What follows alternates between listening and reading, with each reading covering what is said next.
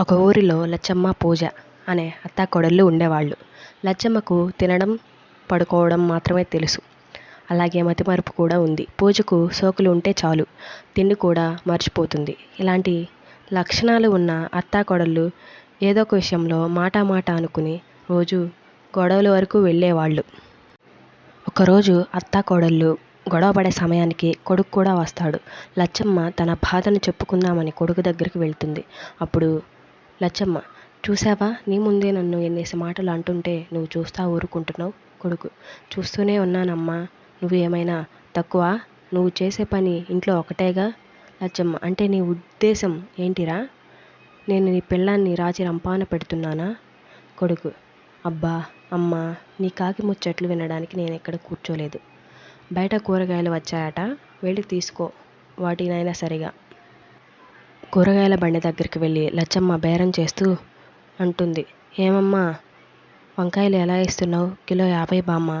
ఏంటి, కిలో 50 రూపాయలా? వామ్మో వామ్మో, రేట్లు చూస్తుంటే చేటంత ఉన్నాయి.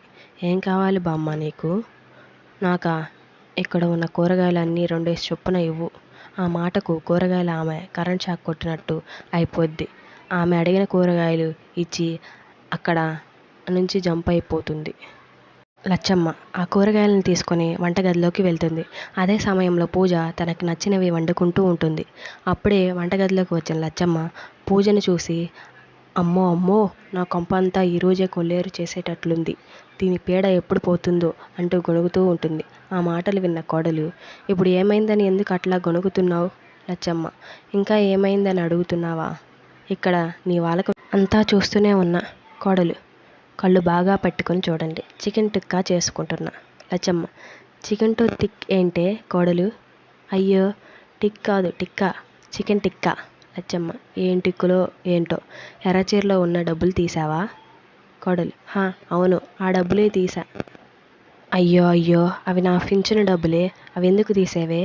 కోడలు, అవి మీరు కష్టపడి సంపాదించారా? అవి కూడా ఊరికే వచ్చినవేగా, అందుకే తీసా. లచ్చమ్మ, నిన్న జాతర చెయ్యా, అవి నాకు నెల రోజు ఖర్చులకు వచ్చేవి. కోడలు, అందుకే మిమ్మల్ని అందరూ మతిమరుపు లచ్చమ్మ అనేది. డబ్బులు చీరలో పెట్టి ఎవరు మర్చిపోమన్నారు? చికెన్ టిక్కా తీసుకొని కోడలు బయటికి వెళ్తుంది. లచ్చమ్మ కోడలు దగ్గరికి వచ్చి, నీకేమైనా పట్టిందా? ఓసి నిన్ను ఏదైనా వచ్చి మెంగా, ఎప్పుడు చూడు కూర్చుని సోకులు పడతా ఉంటావు. కోడలు, అబ్బచ్చా, మీరు ఏదైనా కష్టపడి పని చేస్తున్నారా? వచ్చి నాకు నీతులు చెబుతున్నారు. లచ్చమ్మ, దీని సోకులు చూడబోతుంటే ఈ సంవత్సరంలోనే ఆకులు చెప్పలు మిగిలేటట్టు ఉన్నాయి, ఇలాగైనా దీనికి బుద్ధి చెప్పాల్సిందే అని పెద్దగా అంటుంది.